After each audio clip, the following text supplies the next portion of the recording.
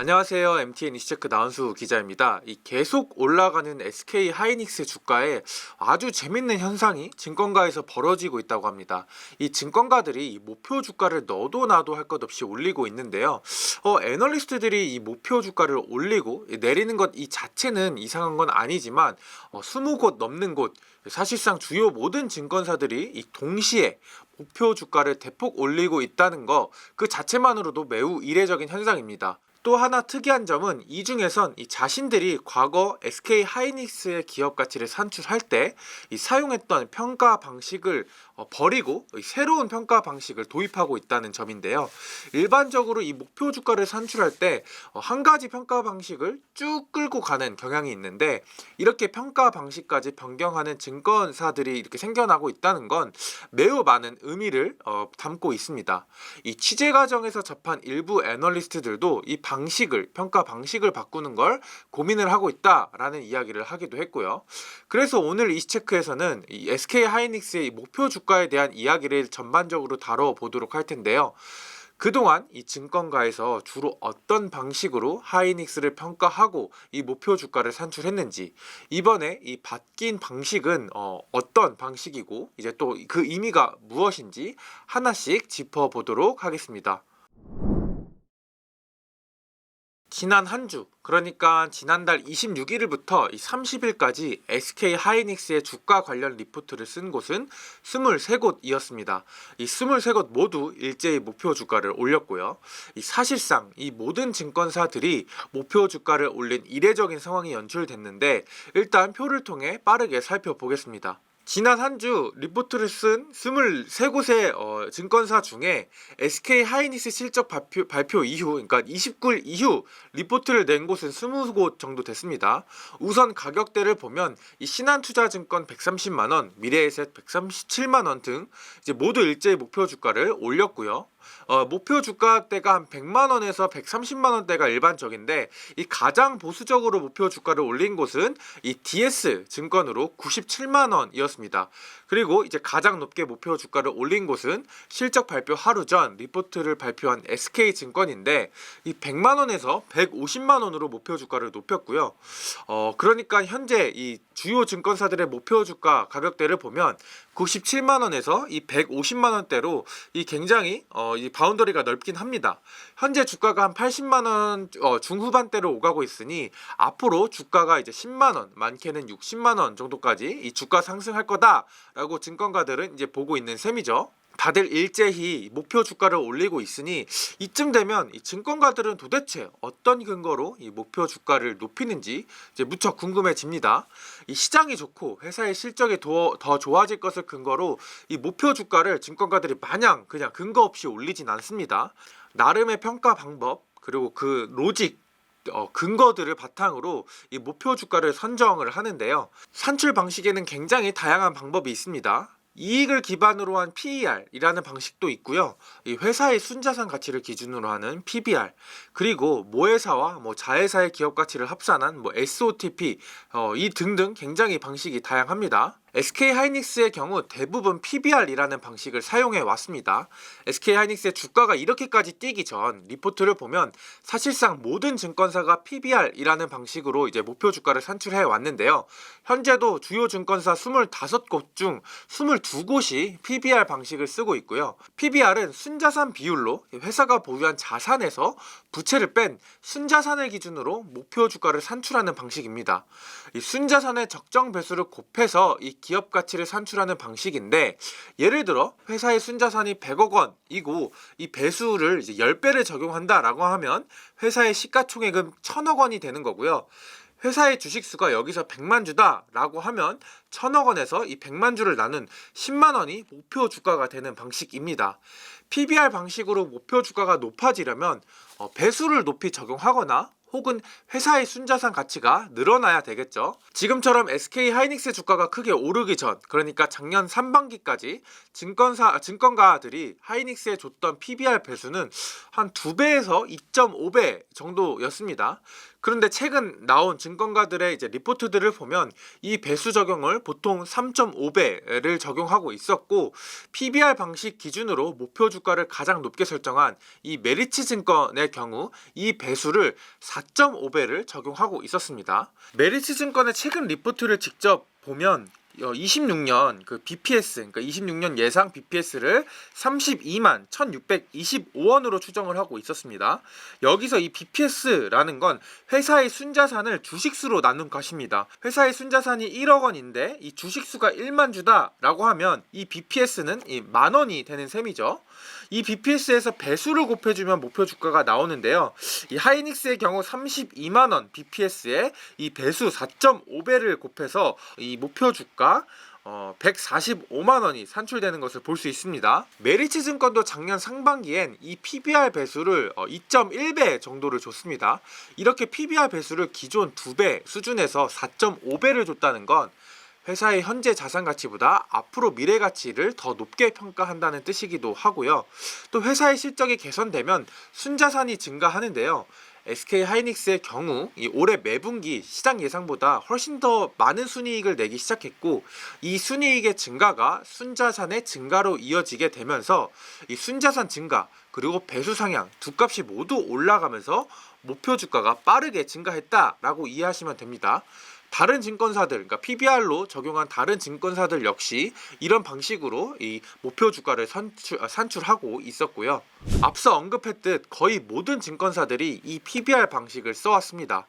그런데 작년 하반기부터 하나증권, SK증권 이 두 곳이 PBR 방식이 아닌 다른 방식으로 이 하이닉스의 목표 주가를 산출하기 시작했는데요. 하나증권은 SOTP라는 방식으로, SK증권은 PER이라는 방식으로 변경해서 목표 주가를 산출하기 시작했는데, 차근차근 지금부터 살펴보도록 하겠습니다. 하나증권은 지난해 10월부터 이 평가 방식을 이제 변경을 했는데요. 이 SOTP는 쉽게 말해서 회사를 쪼개서 값을 매기는 방식입니다. 여러 사업으로 나눠진 사업 부분의 기업 가치를 각각 매긴 뒤 합산하는 방식인데, 삼성전자를 예로 들어보겠습니다. 이 삼성전자처럼 한 회사 안에 모바일, 가전, 반도체 등등 여러 사업 부분이 있는 경우나, 이 카카오처럼 카카오라는 회사 아래 카카오뱅크, 카카오 모빌리티, 카카오 엔터 등 여러 계열사를 거느리고 있는 경우 이 SOTP 방식을 많이 사용합니다. SOTP는 그 기업을 하나로 간주를 하면 그 가치를 온전히 평가할 수 없을 때 주로 쓰는데, 예를 들어 사업 부분별로 뜯어보면 돈 잘 버는 사업도 있고 장래가 더 유망한 곳도 있고 등등의 경우, 그러니까 각 사업 부분별로 다 상황이 다른데 만약 이걸 모두 한꺼번에 한 회사로 간주해버리면 이 가치를 이제 더 낮게 평가될 수도 있고 오히려 더 높게 평가되는 왜곡이 생기는 것을 방지할 때 이런 방식을 씁니다. 그래서 각각의 가치에 맞게 평가를 해야 할 경우 SOTP를 많이 씁니다. 근데 사실 하이닉스는 모바일, 가전, 반도체 사업을 영위하는 삼성전자와 다르게 이 반도체 원툴 회사잖아요. 근데 왜 하나증권은 이 SOTP 평가로 이제 평가 방식을 바꿨을까요? 바로 HBM 때문입니다. HBM 역시 D램 메모리, 그러니까 메모리 반도체이긴 하지만 AI에 꼭 필요한 GPU, 그러니까 그래픽 처리 장치에 들어가는 핵심 칩인 만큼 다른 메모리 반도체와 다르게 더 큰 프리미엄을 줘야 된다라고 판단했기 때문입니다. 다른 메모리 반도체와 같은 가치로 평가를 해버리면 오히려 SK 하이닉스의 기업 가치가 낮게 평가될 수 있다는 거죠. 하나증권이 어떤 방식, 그러니까 SOTP 방식을 어떻게 산출했는지부터 살펴보도록 하겠습니다. 하나증권의 영업 부분인 영업 가치를 이제 메모리와 HBM으로 나눠서 가치를 산출했는데요. EBITDA, 즉 감가상각전 영업이익에 배수를 적용했는데, 일반 메모리의 경우에는 5.2배를 적용한 반면 HBM 같은 경우는 8.5배의 배수를 적용했습니다. 그러니까 이 배수를 높게 적용했다는 건 일반 메모리보다 HBM에 더 높은 프리미엄을 줬다라는 의미겠죠. HBM의 삼각적 영업이익을 보면은 그러니까 EBITDA를 보면 32조 원에 이제 8.5배의 배수를 적용하면 272조 원의 이제 그 기업 가치, 영업 가치가 산출이 되고요. 메모리 역시 619조 원으로 산출이 됩니다. 그래서 이 합산을 하면 892조 원의 이제 영업 가치가 산출이 되는 것을 볼 수 있고요. 여기에 회사의 비영업 가치 그리고 회사가 보유한 순현금을 다 합해주면 총 회사의 가치는 이 906조로 이제 산출이 됩니다. 여기에 유통 주식수를 나눠주면 정확하게는 127만 7천 얼마가 나오는데 반올림을 해서 목표 주가가 128만 원으로 산출이 됩니다. 참고로 최근에 하나오션, HD 현대중공업에 대해서도 일부 증권사들이 SOTP로 평가 방식을 변경하고 있었습니다.